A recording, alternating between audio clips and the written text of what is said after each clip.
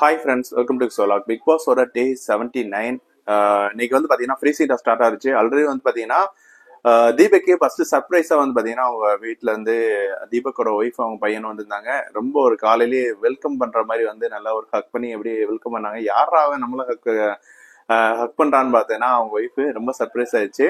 அப்புறம் வந்து பார்த்தீங்கன்னா உங்களை பார்த்தோன்னா ரொம்ப இமோஷன் ஆகிட்டாரு. அதுக்கடுத்து டீம்மேட்ஸ் அவங்க எவ்வளோ மிஸ் பண்ணேன் அதை பற்றி ரொம்ப டீட்டெயிலாக பேசிட்டு இருந்தாரு. அதுக்கடுத்து வந்து எப்படி கேம் போயிட்டு இருக்கு, எல்லாம் சுவாரஸ்யமா எப்படி போயிட்டு இருக்கு, எல்லாமே அதை பற்றி ஃபுல்லாக டீட்டெயிலாக பேசுறாங்க. அப்புறம் வந்து பார்த்தீங்கன்னா கண்டஸ்டன்ஸ் வந்து ஒவ்வொருத்தவங்க எப்படி விளையாடுறீங்க அந்த மாதிரி அப்டேட் எல்லாமே கொடுத்துருந்தாங்க. ரொம்ப இன்ட்ரெஸ்டிங்காக இருந்துச்சு. ஒரு நல்ல ஒரு கியூட்டான ஃபேமிலி, நல்ல ஒரு சூப்பரான ஃபேமிலியில் வந்து பார்த்தீங்கன்னா அப்படியே நல்லா செம்ம என்ஜாய் பண்ணாங்க. ரொம்ப மிஸ் பண்ணுவாங்க. அதுக்கடுத்து தீபக் பையன் சொல்லுவான், நீங்க சூப்பரா கேம் விளாண்டுருக்கீங்க, இதே மாதிரி கண்டிப்பா பண்ணுங்க, நாங்க வந்து ரொம்ப ப்ரௌடா நினைக்கிறோம் அப்படின்னு சொல்லியிருப்பாரு. நல்ல ஒரு கியூட்டான ஃபேமிலி.